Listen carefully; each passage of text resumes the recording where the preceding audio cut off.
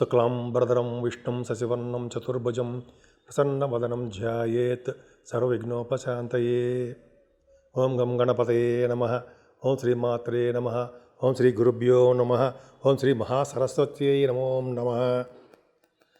మా ఆది ఆస్ట్రాలజీని చూస్తున్నటువంటి మీ అందరికీ, అలాగే విదేశాల్లో కూడా ఉంటూ నన్ను ఎంతగానో ఆశీర్వదిస్తున్నటువంటి, అలాగే చూస్తున్నటువంటి నా వీడియోస్ని అందరికీ నా హృదయపూర్వక నమస్కారాలు.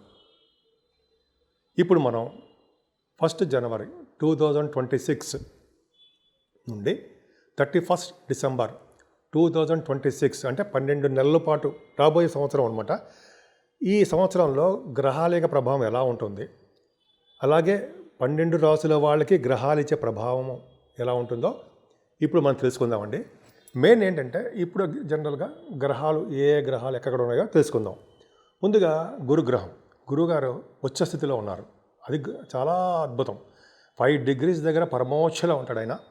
2nd జూన్ నుండి అంటే 2026 అనమాట నుండి 30th అక్టోబర్ వరకు కూడా 2026 వరకు కూడా ఆయన ఎగ్జాల్టేషన్లో ఉచ్చ స్థితిలో ఉంటారు ఆయన. తర్వాత గురుడు సింహరాశిలాగా మారుతున్నాడు 31st అక్టోబర్ నుంచి. అక్కడి నుంచి అసలు సంవత్సరం మొత్తం ఉంటాడు ఆయన. అంతేకాకుండా కుజుడు కూడా నీచ స్థితిలోకి వస్తాడండి, కర్కాటకంలో ఉంటాడు.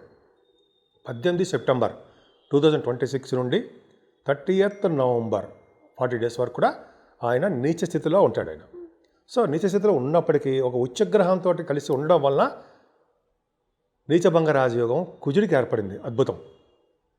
తర్వాత అంతేకాకుండా ఈ కుజుడే మళ్ళీ ఇంకోసారి జనవరి 2026 ఎగ్జాల్టేషన్ ఉంటాడండి ఆయన. అంటే మకర రాశిలో ఉంటాడు ఆయన, ఎగ్జాల్టేషన్లో ఉంటాడు. అంటే ఉచ్చస్థితిలో 2 గ్రహాలు ఉచ్చస్థితిలో ఉండడం, గురుడు ఉచ్చలో ఉండడం, కుజుడు ఎగ్జాల్టేషన్లో ఉండడం గొప్ప అదృష్టం అండి. సంవత్సరం మొత్తం కూడా చాలా బాగుంటుంది.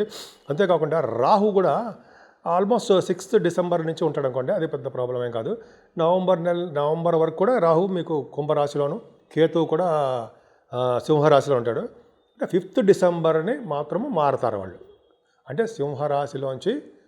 సింహరాశిలోంచి కర్కాటక రాశిలోకి కేతువు మారడము, కుంభరాశిలోంచి అలాగే మకర రాశిలోకి రాహు మారడం జరుగుతుంది ఆల్మోస్ట్ డిసెంబర్ ఎండింగ్లో. సరే, అది పక్క పెడితే శని కుజుల కాంబినేషన్ మళ్ళీ కుజుడు 3వసారి వస్తున్నాడు. కుజుడు 3rd ఏప్రిల్ అండి నుండి అలాగే 10th మే 40 days వరకు కుజుడు ఎక్కడ ఉంటాడు, శనితో కలిసి ఉంటున్నాడు. శనీశ్వరుడు ఎక్కడున్నాడు, మీనరాశిలో ఉన్నాడు. మీనరాశిలో శని కుజులు కాంబినేషన్ కలయిక అనేది తెలుసుకోవాలండి మనం. చాలా ఇంపార్టెంట్. ఎందుకంటే గ్రహ యుద్ధం జరుగుతుంటుంది ఇక్కడ. ఎప్పుడూ కూడా శని కుజులు కలిసి ఉండడం చాలా తప్పు. అంటే డిగ్రీస్లో కుజుడు ముందుంటే గ్రహ యుద్ధంలో కుజుడు గెలుస్తూ ఉంటాడు. సరే, అది పక్కన చెప్తాం, మొత్తం చెప్పుకుందాము. గ్రహాల యొక్క ప్రభావము ఈ విధంగా ఉందండి. సో ఈ విధంగా మనకి మెయిన్ గ్రహాలు శనీశ్వరుడు, రాహువు, కేతువు, గురుడు, ఈ మెయిన్ కాంబినేషన్స్ ఈ సంవత్సరం మొత్తం రూల్ చేస్తూ ఉంటారు, ప్లస్ కుజుడు. సో ఈ విధంగా మనం చెప్పుకుందాము. తులారాశి వారికి ఈ సంవత్సరం మొత్తం కూడా చాలా బాగుంటుంది. అంటే జనవరి 2026 నుంచి డిసెంబర్ ఎండింగ్ వరకు కూడా బాగుంటుందండి. ఫైనాన్షియల్గా అంటే ఆర్థికంగా మీరు నిలదొక్కుంటారు. ఎందుకంటే మీ ద్వితీయ భావాన్ని గురుడు చూడడం వల్ల, ద్వితీయ భావాధిపతి ఎగ్జాల్టేషన్ ఉండడం వల్ల చాలా బ్రహ్మాండంగా ఉంటుంది. ముఖ్యంగా జనవరి ఫిబ్రవరి నెలలో ధన సంపాదన ఉండడము, అలాగే మీరు ఇప్పటివరకు ఇళ్ళు లేవరా మొర్రో కొనుక్కోలేకపోతున్నాము అని అనుకున్న వాళ్ళకి కొనుక్కుంటారు. 4th భావంలో కుజుడు భూముల్ని అలాగే ఇళ్ళని ఖచ్చితంగా ఇచ్చి తీరుతాడు జనవరి ఫిబ్రవరి నెల. చెప్పుకుందాం. పైగా ద్వితీయ భావాన్ని గురుడు చూడడం వల్ల చక్కటి భోజన వసతులు అండి, ఎక్కడికి వెళ్ళినా ఫుడ్ మీకు దొరుకుతుంది. అలాగే గాయకులకి బాగా నేమ్ అండ్ ఫేమ్ రావడానికి ఎక్కువ అవకాశాలు బాగా ఉన్నాయి. గురుడు ప్రభావం చాలా బాగుంది. సంపూర్ణ ఆరోగ్యవంతులుగాను, అంతేకాకుండా మీ కుటుంబంలో కూడా వృద్ధి, మిమ్మల్ని మీకు ఐడెంటిటీ అంటారు సరే, మీకు బాగా గుర్తింపు ఎక్కువ దొరుకుతుందండి మీకు. అలాగే మీ తమ్ముళ్ళకో మీ చెల్లెళ్ళకో కొద్దిగా అంటే చిన్న ప్రాబ్లమ్స్ రావడానికి అవకాశం ఉంది, అది పక్కన పెడదాము. 4th భావంలో కుజుడు, 2nd house lord in 4th house. Foreign countries వెళ్తారు. ఫారిన్లో ఉండడానికి అక్కడ కొంతకాలం మీరు సరదాగా వెళ్ళి రావడానికి ఎంజాయ్ చేయడానికి వెళ్తారు. జనవరి 16వ తారీఖు నుంచి ఫిబ్రవరి 23 వరకు కూడా కుజుడు బ్రహ్మాండంగా ఉన్నాడు. అంటే ఏంటి, ఎగ్జాల్టేషన్లో ఉన్నాడు. 2nd house lord, 7th house lord ఎగ్జాల్టేషన్లో ఉన్నాడు. అంటే మీ భర్త గారికి కానీ భార్య గారికి కానీ ప్రమోషన్స్ వస్తాయి. 7th house లార్డ్ 4th భావంలో ఉన్నా కూడా ఫారిన్ కంట్రీస్. అంటే మీరు ఏదో పని మీద ఫారిన్ వెళ్ళబోతున్నారు, ఉద్యోగరీత్యా చదువు రీత్యా, వ్యాపారాల రీత్యా మీకు ఫారిన్ యోగం తప్పదు. ఫారిన్లో ఉంటారు అంటే మీ జాతకాల రీత్యా ఉంటుంది అనుకోండి.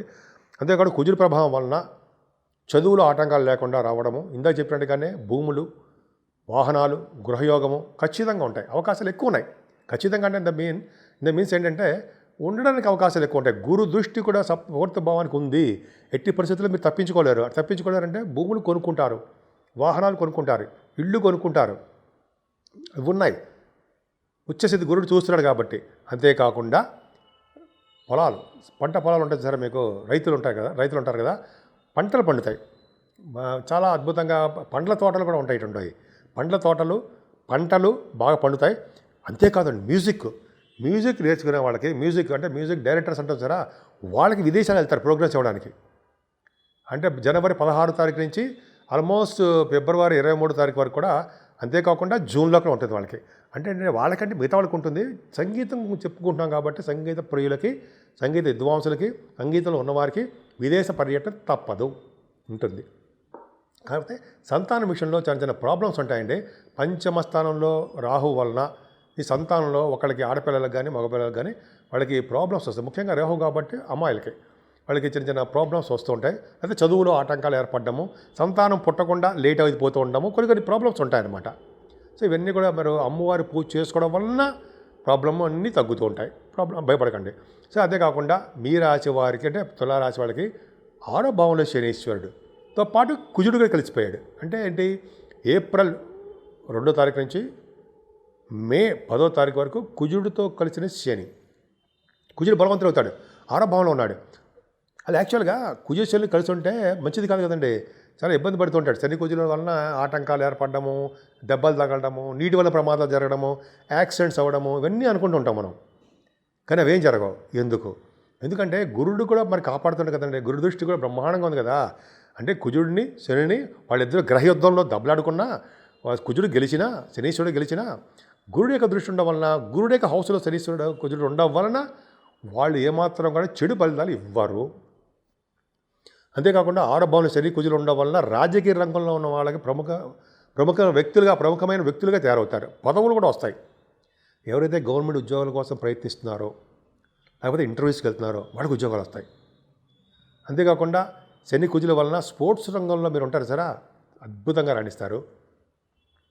అంతేకాకుండా శని కుజుల కాంబినేషన్ వల్లనే కూడా మీకు విదేశాలు వెళ్ళడానికి స్టాంపింగ్ అవ్వడము, స్పోర్ట్స్ రంగంలో ఎంత చెప్పినట్టుగా రాణించడము, విధంగా మేనమావులకి బాగుండడము, సేవకా జనం మీకు ఉండడము, జాలి, దయ, కృప ఇవన్నీ మీకు ఉండడం జరుగుతుందండి.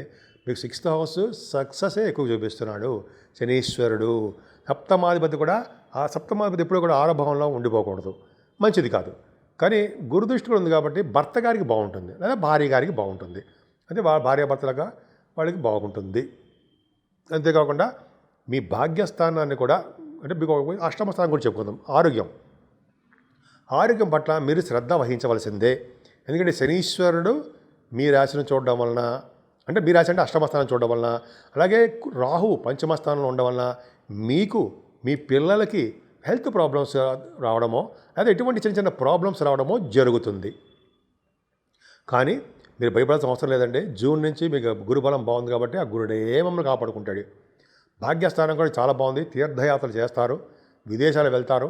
అక్కడ కూడా మీకు స్టాంపింగ్ అంటే బాగా డెవలప్మెంట్, అంటే H1B వీసా అంటారు సరే, యూ వీసాలు అవన్నీ రావడానికి అవకాశాలు మాత్రం ఉన్నాయి. ఎటువంటి ప్రాబ్లమ్స్ ఉండవు. భాగ్యస్థానం బాగుంది కాబట్టి తీర్థయాత్రలు, యమున నది పుష్కర స్నానాలు జరగడానికి కూడా అవకాశాలు ఉన్నాయి. గురు ప్రభావం వల్ల పుష్కర స్నానం చేస్తారు, మీరు చూసుకోవడం కావాలంటే ఖచ్చితంగా చేస్తారు. అంటే చాలామందికి ఆ తపన ఉంటుంది, వెళ్ళాలనే కోరిక ఉంటుంది, వెళ్తారు కూడా. సరే, అన్నిటికంటే పవర్ ఏంటి తెలుసా అండి, కుజగురుడు. దశమంలో గురుడు ఉన్నాడంటే వేదశాస్త్ర పండితులకి, ఆగమశాస్త్ర కోవిదులకి వీళ్ళకి చాలా బాగుంటుంది. అలాగే వేదశాస్త్ర విద్యని డెవలప్ చేస్తారు. గురుడు కదండి, అమ్మో సామాన్యం కాదు. గురుడు దశమంలో ఉన్నాడంటే విశేషంగా ధనవంతుని చేస్తారట. ముఖ్యంగా 4వ భావాన్ని చూస్తున్నాడు కాబట్టి భూములు కొనుక్కుంటారు, ఇళ్ళు కొనుక్కుంటారు. అంటే ఇళ్ళు భూములు కొనుక్కోవడానికి డబ్బులు ఆయన ఏర్పాటు చేసేస్తాడు గురుడు. కాబట్టి 2026లో జనవరి నుంచి ఫిబ్రవరి నెలలో కానీ, జూన్ తర్వాత నుంచి కానీ, జూన్ నుంచి బలం ఎక్కువ ఉంది కాబట్టి జూన్ నుంచి కానీ మీరు ఖచ్చితంగా మీరు ఇళ్ళు కొనుక్కుంటారు, అయితే భూములు, అపార్ట్మెంట్స్ కొనుక్కొని తీరుతారు. ధైర్య సాహసాలకి ఎక్కువ ఉంటాయండి మీకు. అంతేకాకుండా గవర్నమెంట్ సంబంధించిన ఉద్యోగాలు, ఇందాక నేను ఆరో భావంలో శని గురించి చెప్పాను. గురుడు కూడా గవర్నమెంట్ సంబంధించిన ఉద్యోగాలు ఇస్తాడు. అలాగే గ్రామానికి అధికారిగాను, అయితే దేవాలయాలకి అధికారిగాను, ఆగమ శాస్త్ర కోవిదులుగాను, పురోహితులుగాను, అర్చకత్వంలో ఉన్నవారుగాను, అలాగే దశమంలో గురుడు ఉండడం వల్ల ICWA, CA, chart accountants, cost accountants అంటారు సార్, ఐటర్స్కి చాలా బాగుండడము, బ్యాంకింగ్ రంగంలో ఉన్న వాళ్ళకి అద్భుతంగా ఉండడము, ఇవన్నీ బాగుంటుంది. పైగా కుజుడు కూడా ఉన్నాడు కాబట్టి ఇంకోటి చెప్పాలి, కుజుడు నీచలో ఉంటాడు, గురుడు కూడా ఉన్నాడు. నీచభంగ రాజయోగం ఏర్పడింది ఉండవు అక్కడ. అంటే సెప్టెంబర్ 18 నుంచి ఆయన నవంబర్ వరకు ఉంటాడు, నవంబర్ 13 వరకు ఉంటాడండి ఆయన కుజుడు. నీచభంగ రాజయోగం ఏర్పడిపోయి ఖచ్చితంగా దశమస్థానం చాలా బాగుంది. అంటే ఏంటంటే నెక్స్ట్ ఇయర్ మొత్తం కూడా కుజ గురువు ప్రభావం వలన జూన్ తర్వాత నుంచి ముందర జాబ్ చేసే వాళ్ళకి, అంటే రియల్ ఎస్టేట్ సాఫ్ట్వేర్ రంగ ఉద్యోగస్తులకి బాగుంటుంది. వాళ్ళకి ఎటువంటి ప్రాబ్లమ్స్ లేకుండా ఉంటారు వాళ్ళు. అలాగే రియల్ ఎస్టేట్ రంగంలో చాలా భూమి ఉంటుందండి. రియల్ ఎస్టేట్ రంగంలో వ్యాపారాల్లో డబ్బు సంపాదించుకుంటారు. జూన్ నుంచి ఒక విధమైన అద్భుతంగా ఉంటుంది. సెప్టెంబర్, అక్టోబర్, నవంబర్ నెలలో గురు కుజుల కాంబినేషన్ వల్ల డెఫినెట్గా వీళ్ళు బాగా డబ్బు సంపాదించుకుంటారు. దశమంలో గురుడు ఉన్నాడంటే తీర్థయాత్రలు చేస్తారు, పుణ్యదులు స్నానాలు చేస్తారు. అలాగే ఉపాధ్యాయ వృత్తి, టీచర్స్ గాను, ప్రొఫెసర్స్ గాను, పైగా లాయర్స్, గురుడు కూడా ప్రభావం, లాయర్స్ గాను బాగా డెవలప్ అవుతారు. యజ్ఞ యాగాలు చేస్తూ ఉంటారు, కవిత్వం చెప్తూ ఉంటారు, జ్యోతిష ప్రసారం, జ్యోతిషం బాగా చేస్తారు. జ్యోతిష శాస్త్రము బాగా డెవలప్ చేస్తారండి. మీరు తులారాశిలో వాళ్ళు ఉన్నారు, అంటే జ్యోతిషం అంటే తెలుసు కదా, ఆస్ట్రాలజీ దాంట్లో మీరు ఉన్నారు. సరే ఆ చెప్పుకుంటే చాలా ఉందండి. సరే ఏదైనా 11వ భావంలో గురుడు కూడా మారుతున్నాడు చూడండి, నవంబర్ నెలలో. సో నవంబర్ నెలలో లాభంలో కేతువు, లాభంలో గురుడు. అంటే తులారాశి వాళ్ళకి అసలు నిజంగా చాలా అద్భుతంగా, జూన్ నుంచి వాళ్ళకి పట్టుకోలేము వాళ్ళని. చాలా అద్భుతమైన ఫలితాలు ఉంటాయి. డైనమిక్గా, సూపర్గా, తెలివితేటలు కలవారుగా, తీరా బండి అంటారు, తీస్తారు, ప్రయాణాలు చేస్తూనే ఉంటారు మీరు. సో ఈ విధంగా చాలా బాగుంది. మీరు పూజించవలసిన దేవుడు దక్షిణామూర్తి పూజించడము, దత్తాత్రేయ స్వామి వారిని పూజించడం వలన, సుబ్రహ్మణ్యేశ్వర స్వామిని అసలు వదిలిపెట్టకుండా పూజించడం వలన మీకు భార్యాభర్తలు దాంపత్య జీవితం బాగుండడమే కాకుండా పెళ్ళిళ్ళు అవ్వడము, సుఖ సంతోషాలతో ఉండడం, అద్భుతమైన ఫలితాలు కలగడానికి ఎక్కువ అవకాశాలు తులారాశి వాళ్ళకి చాలా చాలా బాగున్నాయి. మా ఆది ఆస్ట్రాలజీ నుంచి నేను మాట్లాడుతున్నానండి, ఆదినారాయణరావు శర్మ.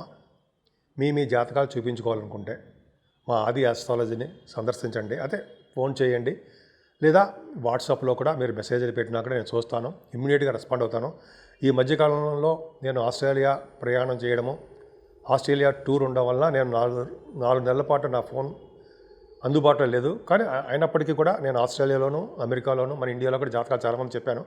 సరే అది పక్క పెడితే ఈ సంవత్సరం మొత్తం కూడా ఫలితాలు ఎలా ఉండబోతున్నాయి, మీ జాతకాల ప్రకారం ఎలా ఉండబోతున్నారు, అంటే ఉద్యోగాలు కావాలనుకున్న వాళ్ళకి కానీ, లేదా సంతానం లేని వాళ్ళకి కానీ, లేకపోతే చాలా విధాలుగా వివాహం కాని వాళ్ళకి కానీ, ఇవన్నీ ఉంటాయి, ప్రాబ్లమ్స్ ఉంటాయి కదా.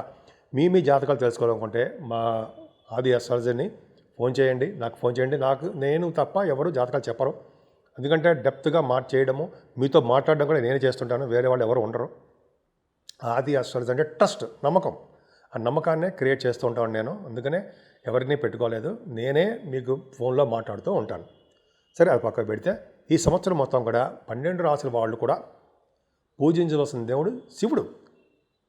అలాగే దక్షిణామూర్తిని పూజించడం వలన, ఎందుకంటే గురు ప్రభావం ఉంటుంది కాబట్టి దక్షిణామూర్తిని పూజించడం వల్ల మీకు సర్వ శుభాలు జరగడానికి అవకాశాలు ఎక్కువ ఉన్నాయండి. ముఖ్యంగా చదువు బాగా వస్తుంది, విద్యలో బాగా రాణిస్తారు. అంతేకాకుండా సుబ్రహ్మణ్యేశ్వర స్వామి ఆరాధన ఎక్కువ చేసుకోవాలి సంవత్సరం మొత్తం కూడా. ఎందుకంటే సుబ్రహ్మణ్యేశ్వర స్వామి కుజుడు ఉచ్చస్థితిలోనే ఉంటున్నాడు, శని భగవాన్తో కలిసి ఉంటున్నాడు, శనీశ్వరుడితోటి. అలాగే కుజుడు నీచస్థితిలోనే ఉంటున్నాడు. 3 రకాలుగా ప్లే చేస్తాడు ఆయన రోల్. కాబట్టి సుబ్రహ్మణ్యేశ్వర స్వామిని ఖచ్చితంగా పూజించాల్సిందే. వీలుంటే 6 పుణ్యక్షేత్రాలు దర్శనాలు చేసుకోవడమో, అయితే మన ఊళ్ళోనే ఎక్కడ సుబ్రహ్మణ్య స్వామి ఉంటే ఆయనకు పూజ చేయడం చేయాలి. అంతేకాకుండా వెంకటేశ్వర స్వామి ఆరాధన మర్చిపోకూడదండి. ఎందుకంటే శనీశ్వరుడి ప్రభావం ఉంటుంది కాబట్టి అన్ని రాశుల మీద వక్రగతిలో కూడా ఉన్నాడు కాబట్టి వెంకటేశ్వర స్వామి ఆరాధన, విష్ణు ఆరాధన, శ్రీహరిని పూజించడం వల్ల సకల శుభాలు కలుగుతాయి. అంతేకాకుండా అమ్మవారు మీకు ఇష్టమైన అమ్మవారిని పూజించడం వల్ల రాహు ప్రభావం కూడా తగ్గుతుందండి. లలితా సహస్రనామాలు, లలితాదేవి అంటారు సరే, ఆవిడని పూజించడం వల్ల కూడా మంచి ఫలితాలు బ్రహ్మాండంగా ఉంటాయి. సో 12 రాసుల వాళ్ళకి శుభాలు జరగాలని, మీరు అనుకున్న కోరికలు మంచివన్నీ మీకు ఈ సంవత్సరం మొత్తం అన్నీ జరగాలని నేను మనస్ఫూర్తిగా కోరుకుంటున్నాను.